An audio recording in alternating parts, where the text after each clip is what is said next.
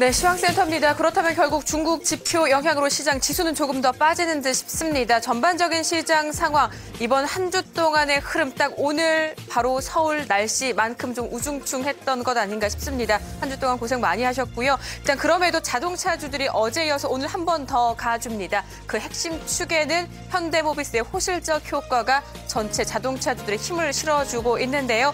어제 실적 내용 기억하고 계신가요? 다시 한번 점검해드리도록 하겠습니다. 현대모비스와 관련된 실적, 시장의 평가가 상당히 긍정적입니다. 4분기 실적 예상치에서 만족하는 수준의 결과를 내놨고요. 그 이후 주가 움직임도 상당히 양호하게 나타나고 있습니다. 실적 내용 간단하게 살펴보시면요. 4분기 영업이익이 나오고 있습니다. 6,277억 원 정도이죠. 나오고 있고요. 1년 전보다 비교했을 때 27% 정도 증가한 수준으로 나타나고 있습니다. 예상을 크게 상회한 서프라이즈다라는 평가들, 그리고 각 증권사들이 내놓은 제목들 역시 수익성 개선이 더 기대된다. 영업이익 상향 조정, 목표가 상향 조정했고요. 4분기 실적 기대치 상회한다.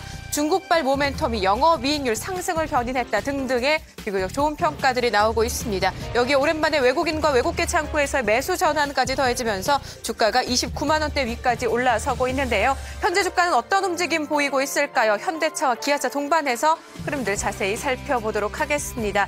27만 원, 26만 원대도 위태위태했었던 현대모비스의 그전 상황. 그러나 오늘은 29만 원대 전후에서의 움직임들이 지속되고 있습니다. 현재 1% 이상 오르면서 28만 8천 원 가리키고 있고요. 현대차도 다시 20만 6천 원대, 그리고 44만 9천 원대까지 크게 밀렸었던 기아차도 이제 5만 2천 원 전후까지 반등해줍니다. 현재 기아차 상승폭은 조금 많이 줄었네요. 0.19% 오르면서 5만 1,800원에서 움직이고 있습니다. 일단 이 같은 자동차주들의 움직임이 여타 자동차 부품주로도 확산될 수 있을까요? 오늘 실적 발표가 예정된 기업들 역시 대부분 자동차 부품주들에 집중되고 있습니다. 일단 한국타이어가 조금 전에 실적을 발표했습니다. 실적 기대치가 높은 편은 아닙니다. 2천억 원대 조금 넘는 수준에서의 4분기 영업이익을 예상했고요. 딱 예상치 부합하는 수준에서 2,100억 원 정도의 영업이익을 기록했습니다. 보시는 것처럼 실적 발표 이후 주가는 조금 밀리고 있는데요. 0.56% 하락으로 44,450원을 가리키고 있습니다. 현대위아 그 가운데 상승세가 조금 커지고 있죠. 15만 원대에서 움직임 나타나고 있는데요. 반대로 만도가 오히려 하락폭이 조금 커지네요. 2%대 하락으로 11만 8,500원. 이렇게 된다면 자동차주들에서도 현대차, 기아차의 연결고리가 조금 강한 종목들, 현대차, 기아차, 현대모비스, 그리고 현대위아로에 집중된 힘이 조금 더 나타나고 여타 자동차 부품주로는 힘이 조금 빠지는 모습들을 체크해 보실 수 있지 않나 싶습니다.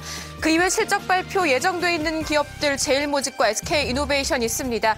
두 종목 모두 4분기 기대치가 높은 편은 아닌데요. 제일모직은 화학사업 부분의 실적 부진이 조금 염려가 된다라는 평가 나오고 있고요. SK이노베이션은 4분기 실적 부진과 1분기 개선. 일단 최근 주가는 두 부분이 모두 반영이 됐고요. 오히려 1분기 개선 기대감 쪽에 조금 더 주가가 집중하면서 최근 상승세를 보였습니다. 그런데 오늘은 SK그룹주 차원에서의 이슈, 악재 요인 더불어서 S오일의 어제 실적 발표 요인까지 겹치면서 주가가 다소 하락하고 있습니다. 2.3% 밀린 16만 7,500원을 가리키고 있습니다. 한국타이어 조금 전에 실적 발표했고요. 앞서 뉴스를 통해 확인하셨지만 KT도 오늘 일찌감치 실적 발표가 있었죠. 실적 내용 잠깐 점검해드리도록 하겠습니다. 매출액과 영업이익, 매출액이 6조 원이 조금 넘습니다. 6조 2천억 원대, 1년 전 수치와 비교했을 때 3.6% 증가한 수준이고요. 영업이익이 500억 원 조금 넘는 수준이네요. 510억 원 정도의 영업이익을 기록하면서 70% 이상 감소한 것으로 나타났습니다. 매상치를 크게 좀 하회하는 수치가 될 텐데요. 일단 지난 분기에서도 그랬던 것처럼 비통신 분야의 성장이 가장 두드러졌었고요. 영업이익 감소의 이유는 유선 수익 감소와 LTE 투자 확대로 인한 비용 증가로 꼽히고 있습니다. 그 이외 현금 배당 관련된 소식, 그리고 매출 올해 목표치를 동시에 내놓기도 했습니다. 실적 내용만 보면 조금 실망스러울 수도 있는데 주가는 그 부분을 조금 반영했다라는 인지를 하고 있을까요? 오늘 내내 상승권입니다. 상승폭도 비교적 좋습니다. 2% 가깝게 조금씩 더 커지고 있고요. 현재 1.78% 상승한 37,250원에서 주가 움직이고 있습니다. 자, 오늘 실적과 관련된 종목들 모두 살펴봤는데요. 그 이외 개별적인 특징주들도 짚어보도록 하겠습니다. 자, 키스톤 글로벌 미국의 광산업체 지분 인수를 다시 추진한다고 합니다. 주가에서는 기대 요인으로 해석이 되고요. 10% 이상 주가 급등합니다. 보령제약은 지속적으로 언급되고 있는 재료입니다만 독자적으로 개발한 제품에 대한 기대 요인이 다시금 증권사들에서 부각시켜주고 있습니다. 그로 인한 고성장 기대감이 자연스럽게 주가 호재로 연결이 되고 있는 건데요. 현재 4% 가까운 상승으로 28,300원 가리키고 있습니다. 금호산업과 SK케미칼이 조금 안 좋죠. SK케미칼은 어제 내놓은 실적이 좋지 못했기 때문입니다. 5% 하락한 56,800원 가리키고 있고요. 금호산업은 어제 임시주총이 있었습니다. 관련해서 무상 감자 결정했고 그리고 토지계약 해지건이 동시에 나오면서 주가 크게 밀리고 있습니다. 현재 7.88% 하락한 3,685원 가리키고 있습니다. 플렉스컴은 대규모 해외 투자 소식입니다. 주가는 삼성전자와 연결시켜서 호재 요인으로 조금 더 받아들이고 있는데요. 2.39% 상승한 19,300원을 현재 가리키고 있습니다. 자, 이어서 수급 상황도 짚어보도록 하겠습니다. 외국인과 기관이 반대 패턴으로 움직입니다. 외국인이 7거래일 만에 순매수 해주고 있고요. 기관이 7거래일 만에 순매도 전환합니다.